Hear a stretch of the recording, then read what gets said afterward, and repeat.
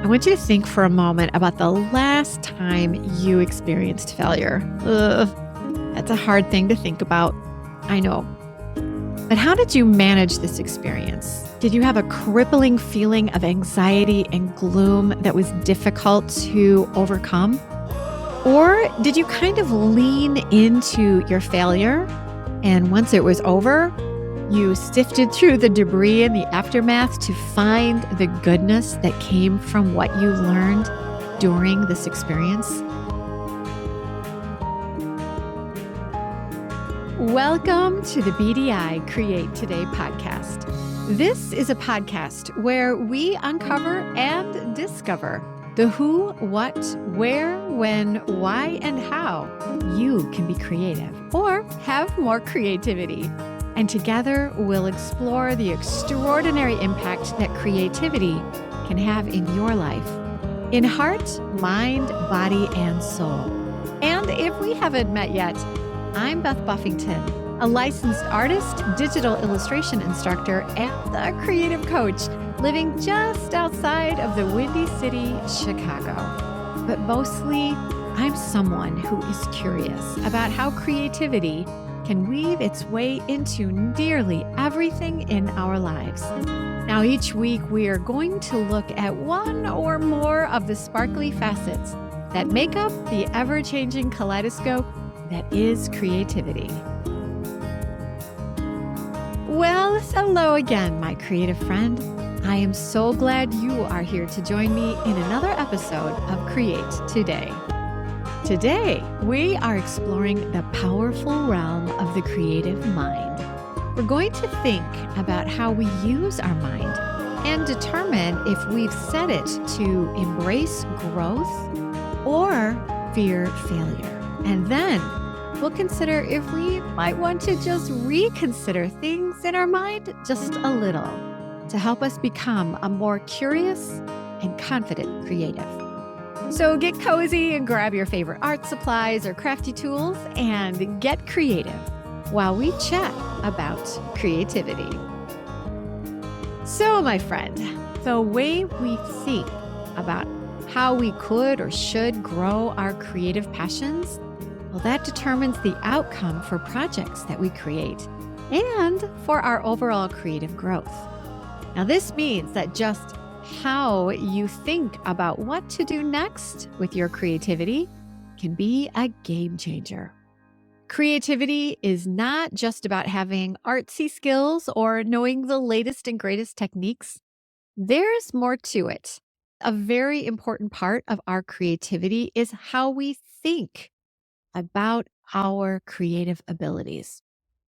How we think about ourselves and our work, well, that is called a mindset, a way of thinking that allows us to navigate challenges and see opportunities with our creativity. Have you noticed lately that the words mindset and being mindful of or about something have become popular buzzwords, and for good reason? But buzzwords, they tend to water down and then oversimplify the meanings of the word that is currently buzzing. And this can blur the true definition of the buzzword. And then the goodness that this word is providing to us kind of gets lost. So, mindset. Now, I'm pretty sure you've heard this word before. We've mentioned it here more than once on Create Today. So let's take a moment to really focus on this word mindset so we can be sure we are understanding what it means. So let's look at the definition and then look at how our creativity can change for the better if we understand how we can creatively use the definition of the word mindset.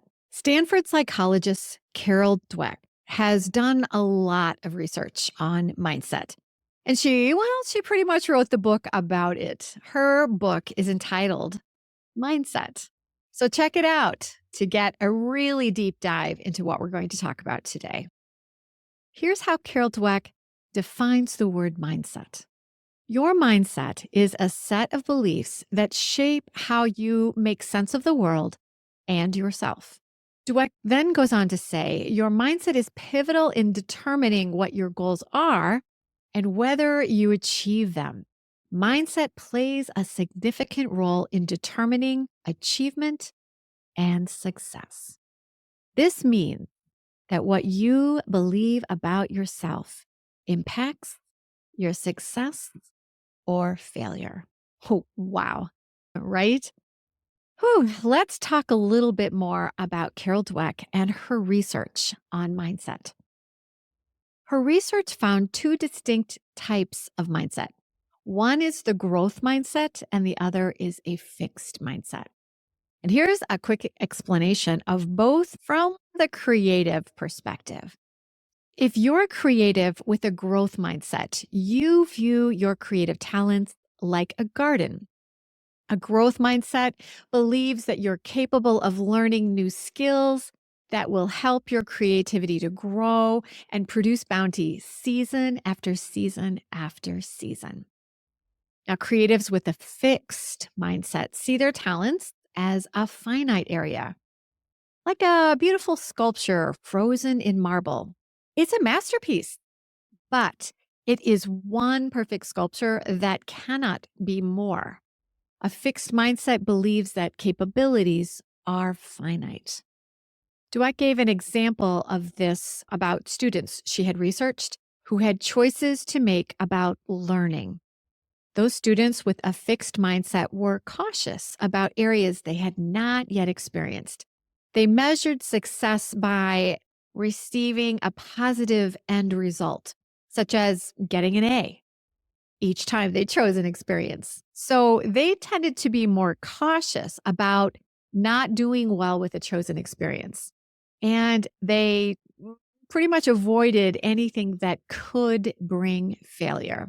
So, new subjects, techniques, software, meeting new types of people, or visiting unknown places, well, that would make them skittish and nervous, maybe anxious, because they feared they wouldn't be good at doing that new thing.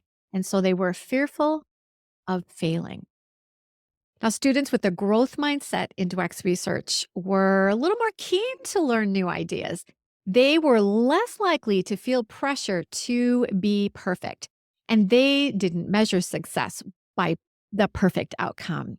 To them, success was being challenged with new thoughts and experiences, meeting new and different people, or visiting new places while they learned. And so to them, the outcome was less important than what they learned during that new experience. Now, taking a look at fixed and growth mindsets, when I look back at myself, I mean, we're talking way back as a student, that's way back.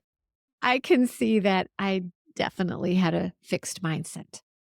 When I was in college to complete my degree in art, I had to choose a few classes that were outside of my concentration of graphic design and illustration. Now, these were types of art classes like sculpture, jewelry making, fibers, art history. And one of the options I had to choose from was glass blowing. Now, to this day, I find glass blowing to be really intriguing. And I, at that time, was so tempted to take this class. Now, let me tell you a little bit about myself at this time in my life. I was very dialed into my GPA and putting together a great portfolio so I could get a job after graduation. So, when choosing whether or not I would take a class on learning how to blow glass, here's how I made my decision at this time in my life. First, I loved the idea of learning to blow glass. So my heart was saying, let's do this. But I had heard that the glass blowing instructor was, well, a little hard to please. He expected a lot from his students. And this made my mind think, what happens if I'm not good at blowing glass? What if the instructor doesn't like my work? Should I take a class that is so risky? If I fail, will my GPA suffer? Because I had no reason to believe I could maybe be good at blowing glass. And I thought the instructor was not likely to give out grades, good grades, for, hey, nice try, Beth. I decided I couldn't risk taking this glass blowing class. Now, looking back, right now, I would tell college Beth, put caution to the wind, girlfriend. Be brave. Go learn how to blow glass because glass blowing is not something you'll be able to try again for a long, long time, or maybe ever. And how fun would it be to say that you would experience such an exotic class? One class isn't going to completely tank your GPA. And what if you are really good at blowing glass? You'll never know if you don't try. If I could have had a growth mindset about glass blowing, I would have taken the class and I would have immersed myself in the intrigue of stretching molten glass into amazing shapes and objects. And I wouldn't have cared how good I was. I would have just allowed myself to enjoy having this incredible experience. And who knows, I might have been great at it, but I'll never know. My mindset was fixed, and I told myself failure was not an option. You may not take glass blowing class, Beth. Now, Carol Dweck's insights about mindset provide us with valuable advice about how to embrace a positive attitude that will help us navigate growth in our creative journey. Think of her research on mindset like coming to a fork in your creative path where you have a choice between two distinct directions. Now, one choice on your path is pursuing your creative passion with a fixed mindset that's not going to allow you a lot of failure or maybe any failure. You need to play it safe. You want to stay safe with what you know and who you know because you don't think you have much room to grow. Now, the other choice is pursuing your creative passion with a growth mindset. Here, you look to embrace new learning. You are open to meeting new people and going to new places. Think about what you are encountering right now with your creativity. Take a moment and consider which mindset you are using with the choices that you're making about your creative pursuits. Will your mindset help you grow and nurture your creative passion and build your confidence? So let's talk about why I am talking about mindset today. I usually bring topics to Create Today that are tugging on my thoughts and have been or are right now applicable to my own creativity. So, since I've learned about these two mindsets, I have taken a look at myself and I've realized that I have morphed my mindset from solidly fixed to one that is including more growth. So, in looking at the last 10 years of my creative life, I can see how I started to embrace new perspectives and possibilities in my professional creativity. And here's what I learned in this reflection. Each time I was brave, each time I tried something new, it made me a little more confident that I could do something else that was new. I realized I could learn new things. Meeting and making friends with people who weren't a carbon copy of myself was good for me. Traveling to new places was scary the first time, but it got easier. So, in the past 10 years, I have learned new software to create my art. I can make and edit videos. I've learned how to organize and build websites to help me teach. I've learned to trust myself to travel to new places all by myself. And I've realized that I should never stop learning. I'm constantly signing up for my next course, my next workshop or webinar or masterclass. So let's consider how to think about mindset. How do we determine if the mindset we have right now, if it's fixed or if it's including room for growth? And then let's decide if we need to reconsider the path that we are currently on. So let's look at two areas where having the correct mindset is really important. Let's first take a peek at failure. I want you to think for a moment about the last time you experienced failure. Ugh, that's a hard thing to think about. I know.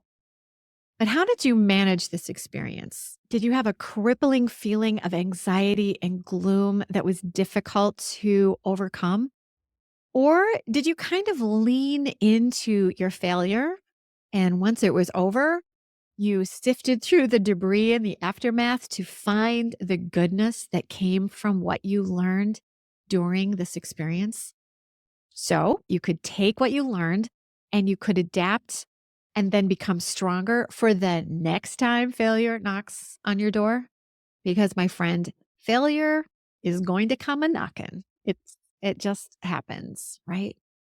So studies show that creativity actually thrives when we loosen our grip about the fear of failure. And many, many great ideas have been discovered because of an absolutely spectacular failure. And even if a great idea isn't discovered with each failure that we have to endure, new knowledge is added and strength is built through the lessons that we learn. And now let's look at the importance of having an open mind. When we are willing to explore and decipher and appreciate new or different ideas and perspectives, that is incredibly beneficial for us. When our minds are open to new ideas, people, and places, that's when we are most likely to discover that fabulous solution that came to us from a completely unexpected place. When we open our hearts and our minds to new learning, we become willing to experiment and get messy with new ideas. An open mind discovers those solutions we would have never guessed were possible, especially if our mind was fixed and we believed there wasn't room to include new thoughts that allowed for additional growth and learning. So, are you thinking, maybe it's time to shift my mindset a little bit towards something that allows for growth? Let's recap a bit. A growth mindset is always replenishing itself and it is expanding its boundaries. A fixed mindset fears that there is an end to the depth and the width of one's talents. If our mindset is fearful of an outcome that might involve failure, we miss the unique experiences that can be enjoyed, even if we aren't naturally amazing at whatever it is we might be trying for the first time. Like, for instance, learning to blow glass. So, how does one move from a fixed mindset to a growth mindset? There isn't a manual that comes with us that will show us how to toggle from one to the other. And I also imagine that there is a range where we'll find us migrating from fixed to growth. Let's discuss some practical ways so we can move to a growth mindset. So grab your pen and paper and let's make a list. Number one, embrace playfulness. My friend, do not forget to play. Incorporate elements of play and experimentation into your creative process. That could mean dancing to your favorite music, singing in the car, just putting your hands into your paint, whatever feels a bit whimsical, childlike, or frivolous. It's in these lighthearted moments when breakthrough ideas can occur. And number two, surround yourself with inspiration. Create a space that fosters creativity. And then look, gather, and collect inspiration that you can bring to your creative space. And surround yourself with inspiring visuals and books and objects. The environment that we inhabit plays a significant role in shaping our mindset. Number three, create daily. I know we talk about this all of the time, but establishing even a small amount of time to create each day will kickstart your creativity and keep it moving and growing. So, whether it's journaling or sketching or brainstorming, these moments of creativity will signal to your mind that it is time to create, time to expand, time to grow. Number 4, continuous learning. Now, I have saved the best for last. My friend, keep learning new things and stay hungry for knowledge. Attend workshops, take courses, and seek out opportunities to expand your skill set. Network with other creatives and embrace their differing thoughts about creativity. The more you learn, the more you know. The broader your creative network, the more outstanding your creative passions will become. So, my friend, consider joining the Create Today community. We are always doing something new to grow and expand what we know, who we know, and how we do it. The creative mindset is ever evolving. By embracing failure and having an open mind, we choose the path that will include more innovative thinking and groundbreaking creations. So, as you choose the direction for your creative path, remember that the right mindset can be your greatest asset. When was the last time you tried something new and threw caution to the wind about whether or not you would or could be good at it? My friend Anne LaFollette says it's never too late to create, and she is so right. It's never too late to be playful, to be open-minded, to learn new things, to meet new people, to visit new places. So spread those creative wings and prepare for flight. Embrace your fear of heights. Imagine with a growth mindset what you can create today through the experiences you'll encounter when you choose to fly. So I ask you, what will you create today? Until next time, stay creative, my friend. Oh, here's one more note from our sponsor, and that's still me. I have an exciting invitation for you. I know it feels like winter is going to be here forever, but my friend, summer is coming. So one thing you can do to prepare for an amazing summer is to make time for your creativity to blossom. So this summer, create today with me. You'll enjoy days of drawing at a beautiful all-inclusive retreat center that caters to creatives. Join me at the Artist Rising Retreat Center in the beautiful Connecticut River Valley Inn. The dates are July 28th through August 1st. I'll be guiding you through my creative process of taking photos of flowers, drawing and stylizing your beautiful flowers, and then making zenfully gorgeous flower mandalas, all in Procreate. This will be an amazing adventure for anyone interested in learning Procreate. And for my Procreate enthusiasts who are just looking to get away, you will be blissed out with the joy of creative relaxation. The inn is beautiful and will serve you amazing food and drink. And all you need to do is relax and be creative. So come and bring a friend or 2 or 3 and meet me in Connecticut this summer for some lovely sun-filled days. And we will create today together. For registration and for more information, just go to www.artists-rising.net/Beth-Buffington-2024. That's www.artists-rising.net/Beth-Buffington-2024. Or you can just look at the show notes for the link, and you can also find the information on my Instagram page. Just search for Beth Buffington. I cannot wait to create today with you this summer.